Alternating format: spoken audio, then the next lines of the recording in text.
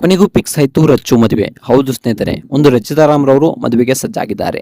ಸ್ವತಃ ಲೈವ್ ಬಂದು ತಾವೇ ಮಾಹಿತಿಯನ್ನ ಹಂಚಿಕೊಂಡಿದ್ದಾರೆ. ತಮ್ಮ ಒಂದು ಬಾಯ್ ಫ್ರೆಂಡ್ ಬಗ್ಗೆ, ಅಂದ್ರೆ ತಾವು ಪ್ರೀತಿಸ್ತಾ ಇರ್ತಕ್ಕಂಥ ಹುಡುಗನ ಬಗ್ಗೆ ಸ್ವತಃ ಅವರೇ ಬಂದು ಮಾಹಿತಿಯನ್ನ ಹಂಚಿಕೊಂಡಿದ್ದಾರೆ. ಸೊ ಒಬ್ಬ ಒಳ್ಳೆಯ ಬಿಸ್ನೆಸ್ ಮ್ಯಾನ್ ಅವರೊಂದಿಗೆ ಮೇಘ್ನಾ ಅವರ ಎರಡನೇ ಮದುವೆ ಸಜ್ಜಾಗಿದೆ. ಒಂದು ರಚಿತಾ ರಾಮ್ರವರ ಎರಡನೇ ಮದುವೆ ಒಬ್ಬ ಒಳ್ಳೆಯ ಬಿಸ್ನೆಸ್ ಮ್ಯಾನ್ ಅವರೊಂದಿಗೆ ಒಂದು ಸಜ್ಜಾಗಿದೆ. ಸೊ ಅಷ್ಟಕ್ಕೂ ಹುಡುಗ ಯಾರು, ಏನನ್ನ ಕೆಲಸ ಮಾಡ್ತಾರೆ, ಸೊ ಹಾಗೆ ಅವರು ಎಲ್ಲಿರ್ತಾರೆ, ಸೊ ಇದೆಲ್ಲದರ ಬಗ್ಗೆ ಸಂಪೂರ್ಣವಾದ ಮಾಹಿತಿನ ಈ ಒಂದು ವಿಡಿಯೋದಲ್ಲಿ ನಾನು ನಿಮಗೆ ತಿಳಿಸ್ಕೊಡ್ತೀನಿ.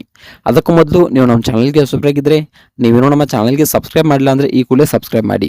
ಹಾಗೆ ಒಂದು ಪಕ್ಕದಲ್ಲಿರೋ ಬೆಲ್ ಐಕಾನ್ನ ಪ್ರೆಸ್ ಮಾಡೋದ್ರ ಮೂಲಕ ನಮಗೆ ಸಪೋರ್ಟ್ ಮಾಡಿ. ಹಾಗಿದ್ರೆ ತಡ ಯಾಕೆ ಮಾಡೋದು, ಬನ್ನಿ ಸ್ನೇಹಿತರೆ ವಿಡಿಯೋನ ಸ್ಟಾರ್ಟ್ ಮಾಡೋಣ.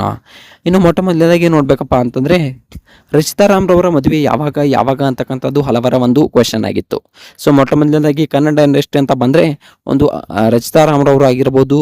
ಹಾಗೆ ಈ ಕಡೆ ನೋಡ್ಬೇಕಪ್ಪ ಅಂತಂದರೆ ದಿವ್ಯಾ ಸ್ಪಂದನ ಅಂದರೆ ರಮ್ಯಾ ಅವರಾಗಿರ್ಬೋದು, ಇನ್ನು ಅನುಶ್ರೀ ಅವರಾಗಿರ್ಬೋದು ಯಾವಾಗ ಮದುವೆ ಆಗ್ತಾರೆ ಅಂತಕ್ಕಂಥದ್ದನ್ನ ಹಲವಾರು ಜನ ಕೇಳ್ತಾ ಇದ್ರು. ಈಗಾಗಲೇ ಅನುಶ್ರೀ ಅವರು ಒಬ್ಬ ಒಳ್ಳೆಯ ಬಿಸ್ನೆಸ್ ಮ್ಯಾನ್ ಅವರೊಂದಿಗೆ ರಿಲೇಶನ್ಶಿಪ್ ನಲ್ಲಿ ಇದ್ರು ಅಂತಕ್ಕಂಥದ್ದನ್ನ ನಮಗೆಲ್ಲ ಗೊತ್ತೇ ಇದೆ. ಹಾಗೆ ಈಗ ಅವರು ಮದುವೆಯನ್ನು ಕೂಡ ಆಗಿದ್ದಾರೆ, ತುಂಬಾ ಚೆನ್ನಾಗಿ ಜೀವನವನ್ನು ನಡೆಸ್ಕೊಂಡು ಹೋಗ್ತಾ ಇದ್ದಾರೆ. ಸೊ ಒಂದು ಲೇಟ್ ಆಗಿ ಮದುವೆ ಆದ್ರೂ ಕೂಡ ಒಬ್ಬ ಒಳ್ಳೆಯ ಚಾಯ್ಸ್ ಅನ್ನೇ ಒಂದು ಆಂಕರ್ ಅನುಶ್ರೀ ಅವರು ಮಾಡಿದ್ದಾರೆ ಅಂತಕ್ಕಂಥದ್ದು ಇಂದಿಗೂ ಕೂಡ ಎಲ್ರಿಗೂ ಕೂಡ ಗೊತ್ತಾಯ್ತಾ ಇದೆ.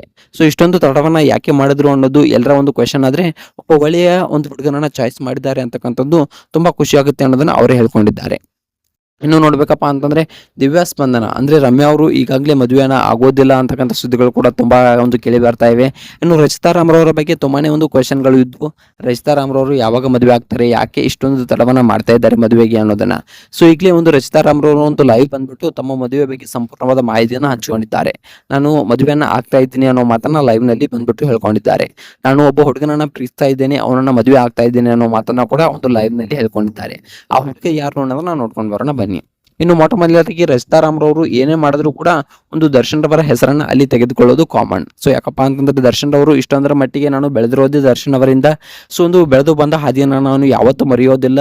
ಯಾಕಪ್ಪ ಅಂತಂದ್ರೆ ಆ ಒಂದು ಬುಲ್ಬುಲ್ ಸಿನಿಮಾ ನನ್ನ ಜೀವನವನ್ನೇ ಚೇಂಜ್ ಮಾಡಿಬಿಡ್ತು ಅನ್ನೋ ಮಾತನ್ನ ಇಂದಿಗೂ ಕೂಡ ಹೇಳ್ತಾ ಇದ್ದಾರೆ. ಸೊ ಯಾವುದೇ ಒಂದು ಕಾರ್ಯಕ್ರಮಕ್ಕೆ ಹೋದ್ರು ಕೂಡ ನಮ್ಮ ಬಾಸ್ ಡಿ ಬಾಸೇ ಅವ್ರಿಗೋಸ್ಕರನೇ ನಾನು ಎಲ್ಲ ಇವತ್ತು ಇಲ್ಲಿ ಇದ್ದೇನೆ ಅಂದ್ರೆ ಅದು ಅವರಿಂದನೇ ಈ ಮಟ್ಟಿಗೆ ನಿಂತಿದ್ದೇನೆ ಅನ್ನೋ ಮಾತನ್ನ ಒಂದು ರಚಿತಾ ರಾಮ್ರವರು ಇಂದಿಗೂ ಕೂಡ ಹೇಳ್ಕೊಳ್ತಾರೆ. ಸೊ ಡಿ ಬಾಸ್ ಮೇಲೆ ಅಷ್ಟೊಂದು ಗೌರವ ಅಭಿಮಾನ ಅವರಿಗಿದೆ. ಸೊ ಯಾಕಪ್ಪ ಅಂತಂದ್ರೆ ಒಂದು ಬೆಳೆದು ಬಂದ ಹಾದಿನ ಇನ್ನೂ ಕೂಡ ಮರೆತಿಲ್ಲ. ಇಂದಿಗೆ ಯಾವ ರೀತಿಯಾಗಿದೆಯಪ್ಪ ಅಂತಂದ್ರೆ, ಕೆಲವೊಬ್ರು ಒಂದು ಕನ್ನಡ ಇಂಡಸ್ಟ್ರಿಯಲ್ಲಿ ಬೆಳೆದ್ಬಿಟ್ಟು ಬೇರೆ ಇಂಡಸ್ಟ್ರಿಯಲ್ಲಿ ಹೋಗಿ ನಾನು ಯಾರಂದುಕೊಂಡು ಬೆಳೆದಿಲ್ಲ, ಸೊ ನನ್ನಷ್ಟಕ್ಕೆ ನಾನು ಬೆಳೆದಿರೋದು, ನಾನು ಆ ಮನೆ ಸೊಸೆ ಆಗ್ತೀನಿ ಈ ಮನೆ ಸೊಸೆ ಆಗ್ತೀನಿ ಅನ್ನೋದನ್ನ ನಾವು ಕೇಳಿದ್ದೇವೆ. ಆದ್ರೆ ಒಂದು ಕನ್ನಡಕ್ಕಾಗಿ ಒಂದು ಯಾವ ರೀತಿಯಾಗಿದ್ದಾರೆಪ್ಪ ಅಂತಂದ್ರೆ, ತಾವು ಬೆಳೆದಿರ್ತಕ್ಕಂಥ ಒಂದು ಹಾದಿಯನ್ನ ತಮ್ಮನ್ನ ಬೆಳೆಸಿರ್ತಕ್ಕಂಥವ್ರನ್ನ ಇಂದಿಗೂ ಕೂಡ ಒಂದು ರಚಿತಾ ರಾಮ್ರವರು ಮರ್ತಿಲ್ಲ. ಅಂತ ರಚಿತಾ ರಾಮ್ರವರು ಸೊ ಒಂದು ಗುಡ್ ನ್ಯೂಸ್ ಅನ್ನ ಕೊಟ್ಟಿದ್ದಾರೆ ಕನ್ನಡ ಇಂಡಸ್ಟ್ರಿಗೆ. ಲೈವ್ ಬಂದ್ಬಿಟ್ಟು ತಾವು ಮದುವೆ ಆಗ್ತಿರ್ತಕ್ಕಂಥ ಹುಡುಗನ ಬಗ್ಗೆ ಹೇಳ್ಕೊಂಡಿದ್ದಾರೆ. ಸೊ ಇನ್ನು ನೋಡ್ಬೇಕಪ್ಪ ಅಂತಂದ್ರೆ ಆ ಹುಡುಗ ಒಬ್ಬ ಒಳ್ಳೆ ಬಿಸ್ನೆಸ್ ಮ್ಯಾನ್ ಅಂತಕ್ಕಂಥದ್ದನ್ನ ಕೂಡ ಹೇಳ್ಕೊಂಡಿದ್ದಾರಂತೆ. ಸೊ ಇನ್ನು ನೋಡ್ಬೇಕಪ್ಪ ಅಂತಂದ್ರೆ ಆದಷ್ಟು ಬೇಗ ಆ ಹುಡುಗ ಯಾರು ಏನು ಅನ್ನೋದ್ರ ಬಗ್ಗೆ ಸಂಪೂರ್ಣವಾದ ಮಾಹಿತಿನ ನಾನು ನಿಮಗೆ ತಿಳಿಸ್ಕೊಡ್ತೀನಿ. ಸೊ ಇದು ಒಂದು ಕೆಲವೊಂದಿಷ್ಟು ಮಾಹಿತಿಗಳ ಪ್ರಕಾರ ಇಷ್ಟೇ ಮಾಹಿತಿ ನಮಗೆ ಸಿಕ್ಕಿದೆ. ಸೊ ಪೂರ್ತಿಯಾದ ಮಾಹಿತಿ ಸಿಕ್ಕ ಮೇಲೆ ನಾನು ನಿಮಗೆ ಖಂಡಿತವಾಗ್ಲೂ ಅಪ್ಡೇಟ್ ಅನ್ನ ಮಾಡ್ತೀನಿ. ಸೊ ರಚಿತಾ ರಾಮ್ರವರ ಈ ಒಂದು ಅಭಿಪ್ರಾಯದ ಬಗ್ಗೆ, ಹಾಗೆ ಈ ಒಂದು ಇವರ ಒಂದು ಡಿಸಿಷನ್ ಬಗ್ಗೆ ನಿಮ್ಗೆ ಏನಿಸ್ತೆ ಅನ್ನೋದನ್ನ ಕಮೆಂಟ್ ಮಾಡಿ.